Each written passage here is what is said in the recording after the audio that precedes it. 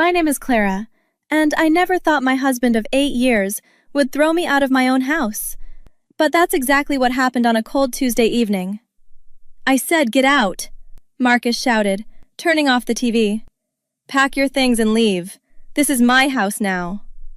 "What are you talking about?" I asked, standing up. "Marcus, what's going on?"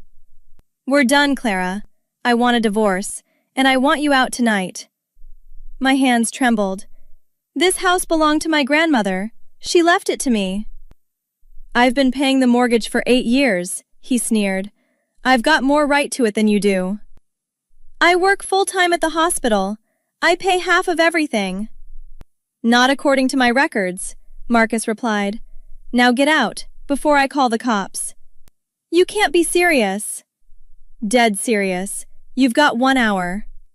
"Where am I supposed to go?" "Not my problem. Maybe your sister will take you in." I grabbed my phone and purse. "We're going to talk about this." "There's nothing to talk about. Leave your key on the counter." I left that night and drove to my sister Diane's apartment, barely able to see through my tears. "Clara? What happened?" Diane asked when she opened the door. "Marcus kicked me out," I said, breaking down. "He said the house is his, and he wants a divorce." "What? That's your grandmother's house." "He said he's been paying everything and has more right to it." Diane hugged me. "You pay half of everything, don't you?" "Of course I do." "Did something happen? An affair, maybe?"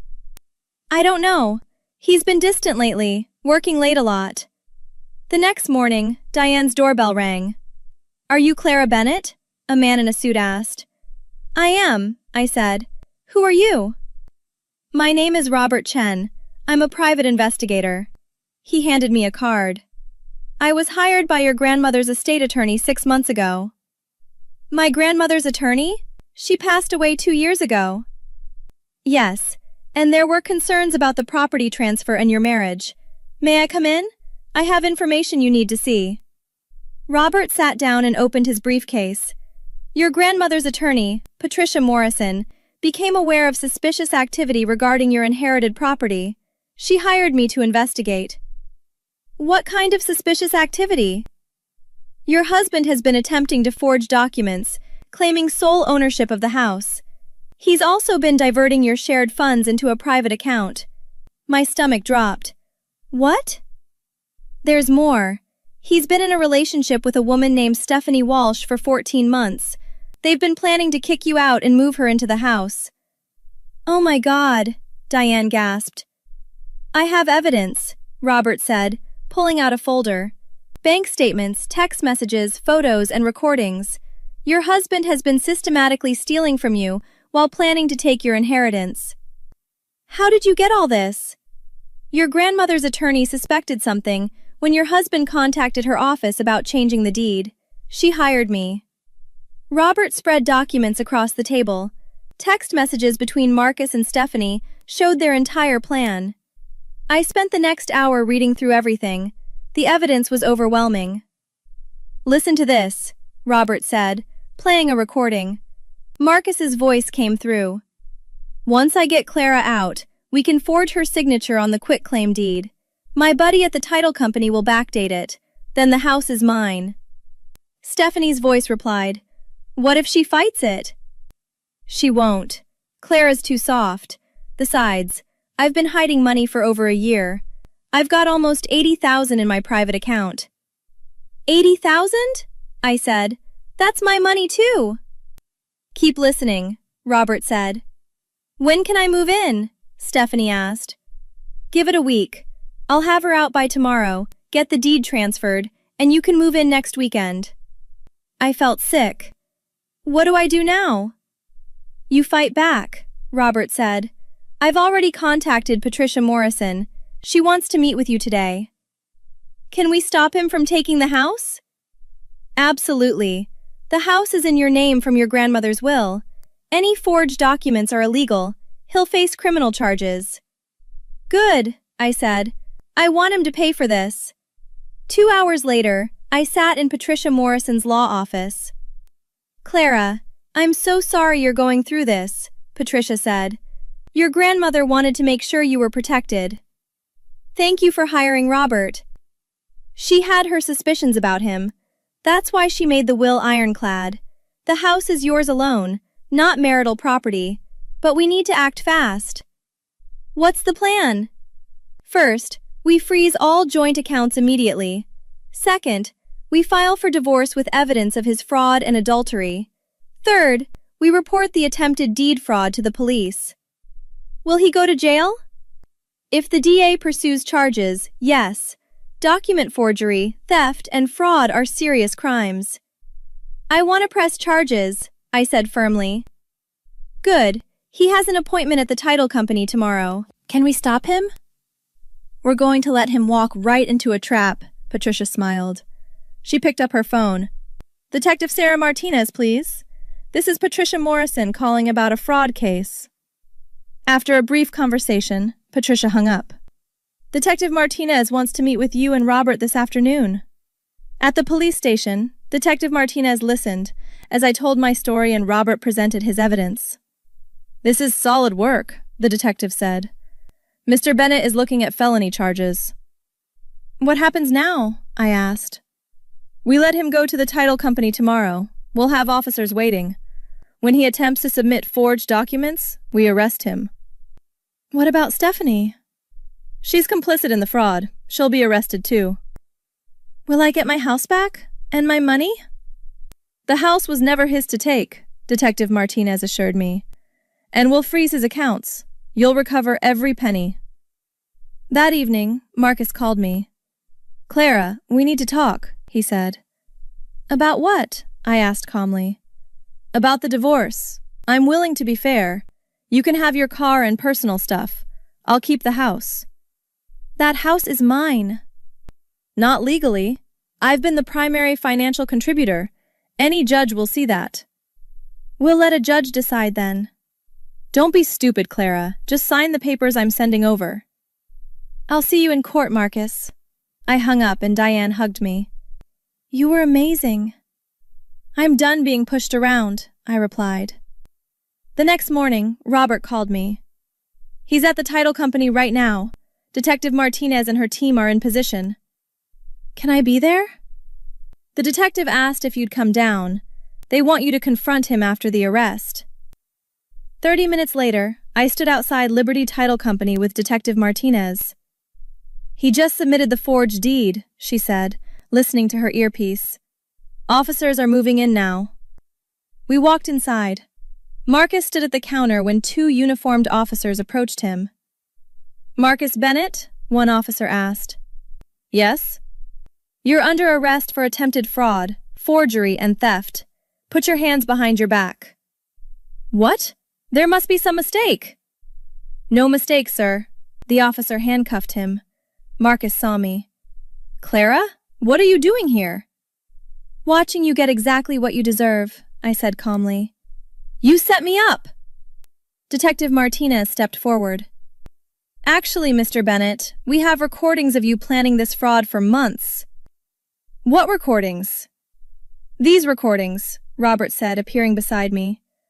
I'm the private investigator who's been documenting your criminal activity for 6 months. Marcus's face went white. You've been spying on me? Investigating you, Robert corrected.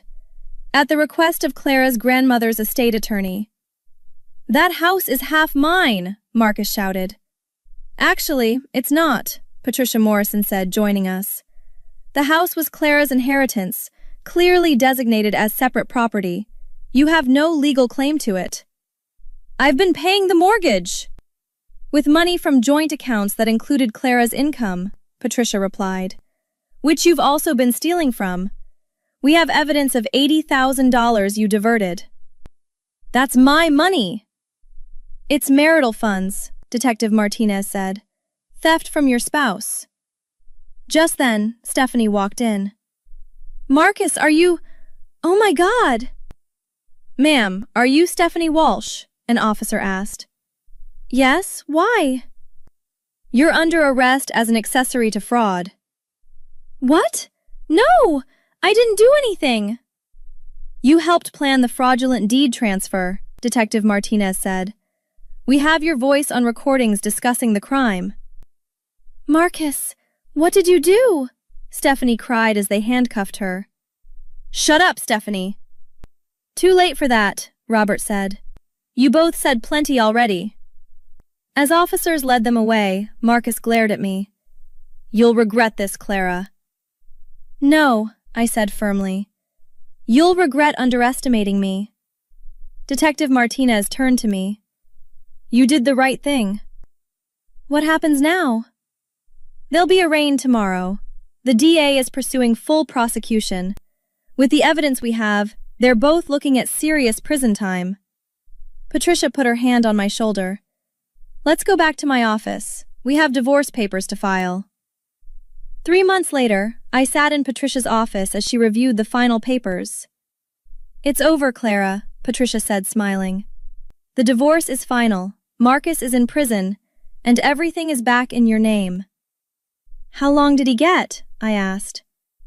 5 years for fraud, forgery, and theft. Stephanie got 3 years as an accessory. And my money? Every penny recovered, plus his half of the marital assets. You're getting the house free and clear, your car, and about $120,000. I can't believe it's finally done, I said. You fought back the right way, Patricia said. Legal, documented, by the book. Your grandmother would be proud. Diane, who had come with me, squeezed my hand. You were so brave, sis. I didn't feel brave, I admitted. Courage is taking action despite being afraid, Patricia said. You did that. Robert Chen knocked and entered. Ladies, I just got word from the DA. Marcus tried to appeal his sentence. And? I asked. Denied. He's serving the full 5 years, no early release. Good, I said firmly. How does it feel to have your life back? Robert asked. Amazing. Like I can finally breathe again, I replied. That house was supposed to be my fresh start. Instead, it became a prison with Marcus. What will you do now? Diane asked. Live in my house, the one my grandmother wanted me to have. Maybe redecorate, make it truly mine. Patricia slid a final document across her desk. This is the restraining order. Marcus cannot contact you or come within 500 feet of you or the property for 10 years. Perfect, I said, signing it. I also filed a claim against his pension for the theft. You'll receive additional compensation. You've been amazing, Patricia. Thank you for honoring my grandmother's wishes. She was family to me, Patricia said warmly. Diane hugged me. I'm so proud of you. You could have just walked away. No, I couldn't, I said. That house represents my grandmother's love. I wasn't going to let him steal that. What about when Marcus gets out in 5 years? Robert asked. He'll have a felony record, no career, no money, and a restraining order. His life is ruined. Patricia gathered the papers. Clara, one more thing. The title company is being investigated. Marcus's buddy, who is going to help forge the deed, is facing charges too. Really? Really. Your case opened up an investigation into fraudulent property transfers. You've helped more people than just yourself. I smiled. I'm glad something good came from this. You've got your whole life ahead of you now, Patricia said. A beautiful house, financial security, and the strength to never let anyone treat you that way again. Robert packed up his briefcase. If you ever need investigation services again, you know where to find me. Hopefully not, I agreed, shaking his hand.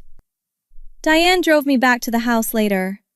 We stood in the driveway, looking at the Victorian my grandmother had loved.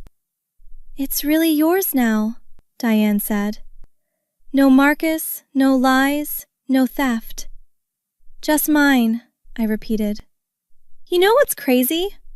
Marcus could have just been honest. We could have divorced like normal people and split things fairly. Instead, he chose to be greedy and criminal. And now he's in prison while you're free, Diane said. That's justice. It really is, I agreed. Have you ever had someone try to steal everything from you? What would you have done? I'm so glad I fought back the right way, with lawyers, evidence, and the legal system. No revenge, just pure justice. Diane smiled. You're an inspiration, Clara. We walked into the house together, and for the first time in months, I felt truly at home.